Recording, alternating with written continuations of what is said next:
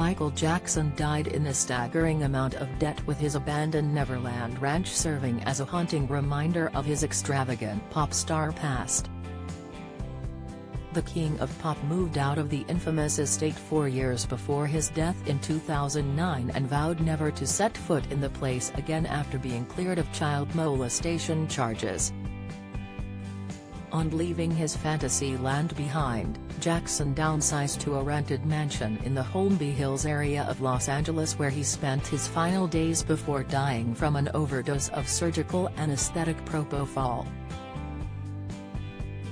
It was during the star's wrongful death trial that his precarious finances were laid bare by experts. The news had been surprising for fans, given that Jackson had been in showbiz since the age of 6 and at the top of his game for decades after. As well as countless sellout world tours and lucrative endorsement deals, Jackson was also the owner of a multi-million-pound music catalogue that included his own work and that of artists such as the Beatles, but incredibly, the wealth he was bringing in with royalties was said to have been nothing compared to the incredible amount of debt he was simultaneously racking up. A forensic accountant asked to speak at the 2013 trial, told how Jacko blew his fortune on gifts, travel, art, zoo animals, jewelry and furniture, as well as making huge donations to numerous charities.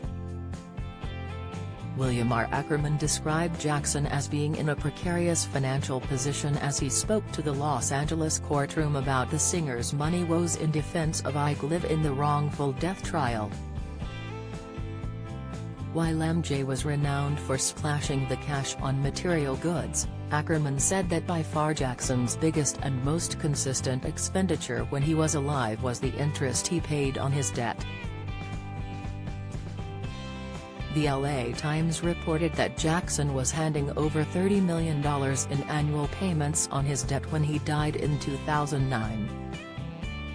Ackerman said that as far back as 1993, Jackson owed $30 million, which grew to $140 million by 1998.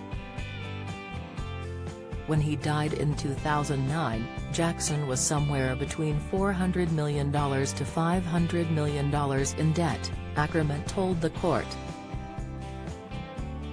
He was tapped out, the accountant added. Ackerman also revealed that Jackson received no loans after 2007 and was 3 or 4 months behind payments of his San Fernando Valley home where his mother lived at the time of his death. During the trial, the CPA also revealed that Jackson's tours in the 1990s had not been great money spinners. They explained Jackson broke even on his Dangerous tour in 1992 but lost $11.2 million during his HI Story tour in 1997. One of the biggest drains on Jackson's finances was his beloved Neverland Ranch, which turned out to be a huge money pit. The hitmaker was paying out huge amounts for the maintenance of the zoo and the train that traveled round the mini-theme park. His staff payments alone were said to have dropped $2.5 million a year. On top of his sprawling Californian home, the King of Pop also splashed out on a $9.5 million mansion in Las Vegas, that was nicknamed the Thriller Villa. Jacko's Sin City property came complete with 7 bedrooms, 12 bathrooms, a guest house, bell tower, and a medieval chapel that could entertain more than 70 people, which was decorated with a hand-painted ceiling. Michael also had an expansive art collection that was estimated to be worth around $90 million and included pieces from French painters Paul Pascal and Mauricio Trillo. He also loved treating himself to new motors, with his custom-made Rolls-Royce Seraph limousine being one of his most prized possessions.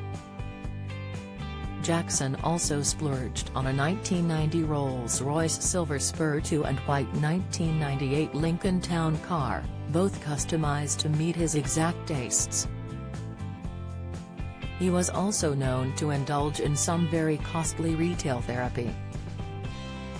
Insiders close to the star said on occasion he would pick up a catalog and order everything in it. While his infamous shopping trips could see him racking up thousands of pounds worth of purchases within minutes. In 2008 the star stopped by at London department store Harrods where Hess alleged to have spent £100,000 in 15 minutes.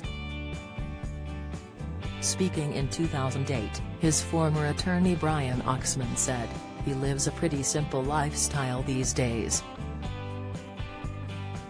The extravagances are in the past and no one has really seen him because he is very low-key. But he is happy and doing well."